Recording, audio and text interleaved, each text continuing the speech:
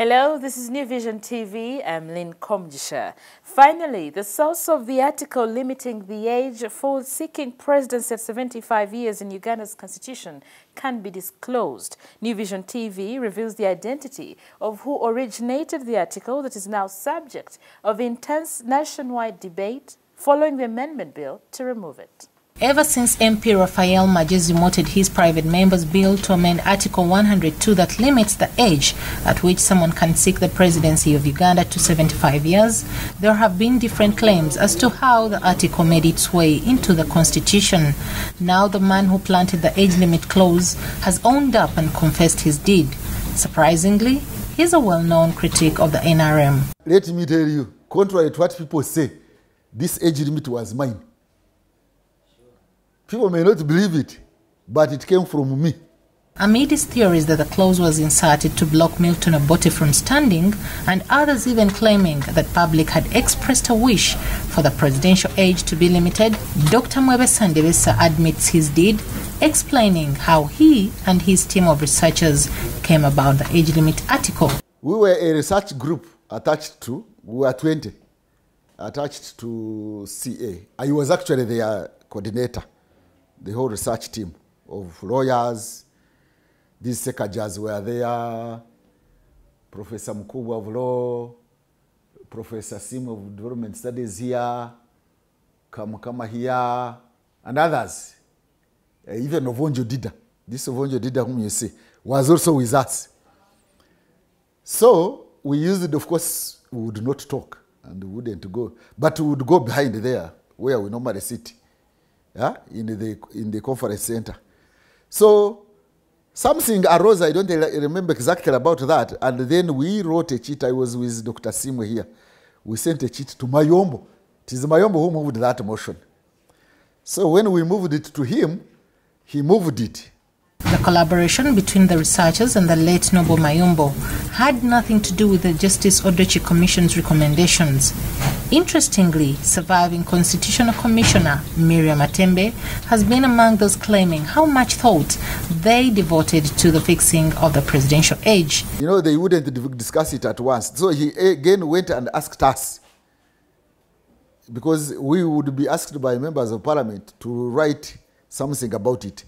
We were the ones who wrote it and gave it to Mayombo, the backing and the justification. So I want to go to that committee and tell them the justification that we gave to Mayombo, which influenced that thing being passed, which people don't know. The revelation by Dr. Entebbe, an credible university don whose main asset is his reputation and has no political credit to score, by coming out to admit his role in creating the age limit article, should now put to rest the claims by different camps on how it came to be in the Constitution. That thing is not in the Odochi report. No. Members of Parliament who ultimately will determine the fate of the age limit article are now in the constituencies consulting the people.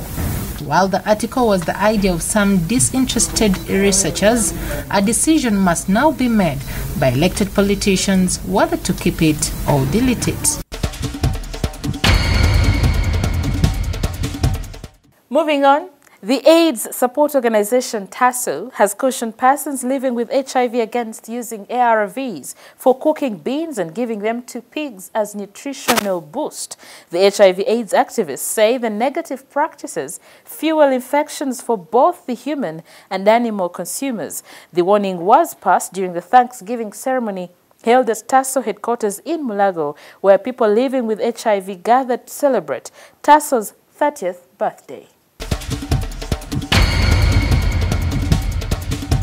In business news, Uganda National Roads Authority has issued tough penalties of up to 4 million Ugandan shillings or a fine of 2 years imprisonment for traders operating in road reserves along Kalere and Busega markets. The Minister for Works and Transport, Monica Zuba, made the communication as she launched the Uganda National Roads Authority new regulations in the city centre.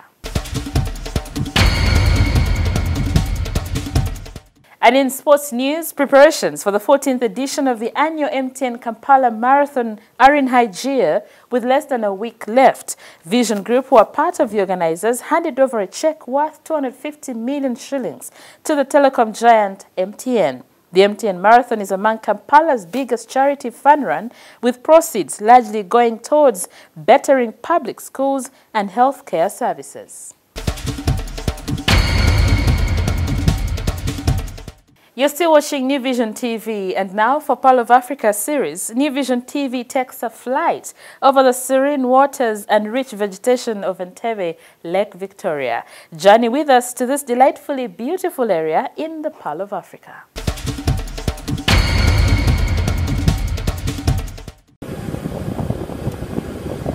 Up in the skies, when you look down below, is the pleasant town of Entebbe in Uganda. This is the first pleasant sight that one sees up in the sky when arriving or departing the Pearl of Africa at the international airport, Entebbe. Due to its small size and relative low level of development, Entebbe retains a distinct charm of its slender green vegetation.